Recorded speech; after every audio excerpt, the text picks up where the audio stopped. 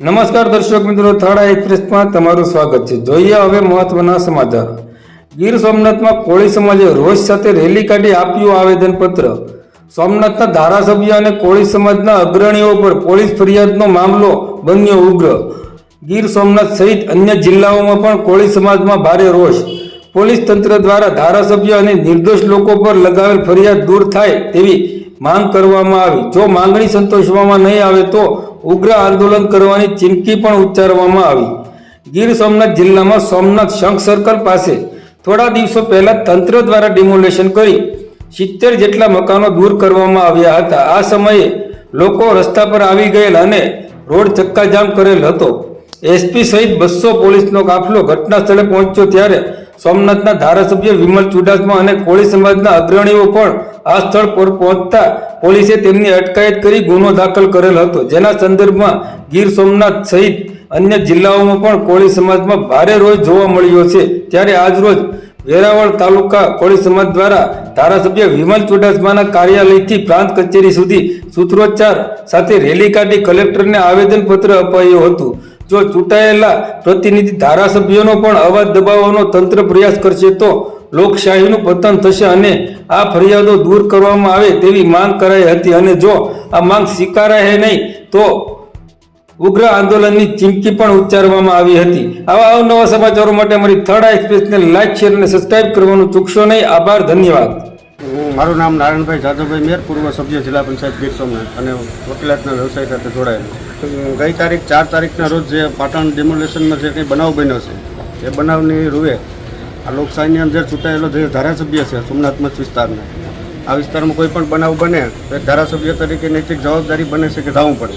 જેમ પોલીસની જવાબદારી છે કાયદો વ્યવસ્થાને જાળવવાની, એમ પ્રતિનિધિની પણ જવાબદારી છે ને એ પ્રતિનિધિ જો લોકશાહીમાં જાય આવા બનાવની વખતે અને પોલીસ દ્વારા કે બીજા કોઈ દ્વારા એમ કેમ પ્રકારે માની લો કે એમના ઉપર જો ખોટી ફરિયાદ થતી હોય તો સામાન્ય લોકોનું હું એટલે અમારી માગણી છે કે આ જે કંઈ બનાવ બન્યો છે એ ફક્ત અને ફક્ત બદનામ કરવા અને ભવિષ્યમાં માની લો કે આ પ્રતિનિધિ છે એ જાતા માની લો કે એને અટકાવવા કેમ, એટલે સરકાર પોતાની મનમાની હલાવવા માગે છે તો એની સામે જો ચૂંટાયેલો પ્રતિનિધિ લોકોનો અવાજ છે જો એને થવાની જો મનાઈ કરતી હોય અને ફરિયાદો કરીને એને જો રોકવાનો પ્રયત્ન કરતો હોય તો એના ઉપર સરકાર ધ્યાન આપી અને જે કંઈ માની લો કે બનાવ બન્યો છે એની ગંભીરતાથી તપાસ કરી અને જે સમાજના અન્ય લોકોને પણ જે નિર્દોષને હિટ કરવામાં આવ્યા છે અગાઉના કોઈ કારણોસર એની પણ યોગ્ય દિશામાં તપાસ કરી અને આ બાબતે સરકાર ઘટતું કરે અને ધારાસભ્યને અને જે નિર્દોષ લોકોને સામે જે એફઆઈઆરમાં નામ લખ્યા છે એની પણ યોગ્ય દિશામાં તપાસ કરી અને જો એના સામે ગુનો બનતો હોય તો અમે ના નથી પાડતા,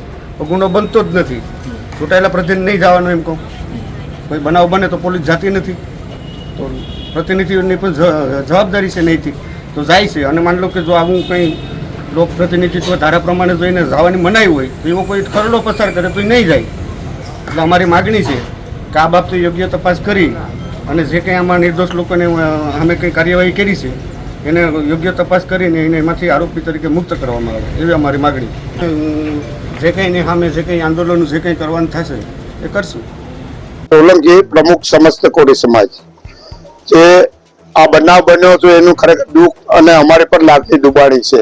ખરેખર આવું બનાવ તો ડેમોલેશનનો છે, ગવર્મેન્ટ પૂરા ગુજરાતમાં કરી રહી છે, પણ એક ધારાસભ્ય અને અમારા જે જ્ઞાતિના પેશિયન્ટ હોય થાઈ લેવલના એને કોઈ બોલાવાય તો એની પવિત્રના ભાગરૂપે એને ફરજિયાત જવું પડે અને ગયા અને એની માટે જે ગુના દાખલ થયા એક દુઃખદ બિના છે।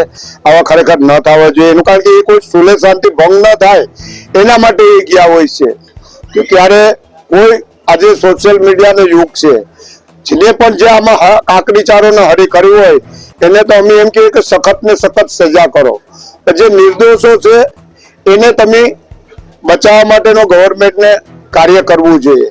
જ્યાં પથ્થરમારો જેને કર્યું હોય એને અમે સજા દેવામાં જરાય ચૂક રાખતા નથી, એને કરો જ, પછી નિર્દોષ હોય એને ન્યાય આપો એવી પ્રાર્થના અને વિનંતી છે। શા માટે પોલીસે ગુનો દાખલ કર્યો?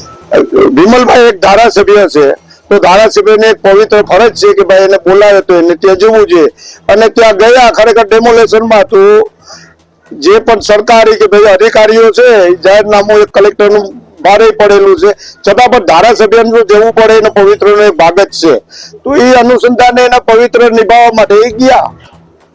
અમારા પ્રમુખ છે, જો અમારી ના વસ્તી હોય 8 થી 10 ગરડા ખોરડા, તો એને માટે એને કીધું હોય કે ભાઈ તમે હવે અહીંથી બહાર નીકળી જાઓ, ખોટું પોલીસ આડે ધૂની નહીં ચડો, ખોટા માર ખાવા એના કરતા તમે નીકળી જાઓ.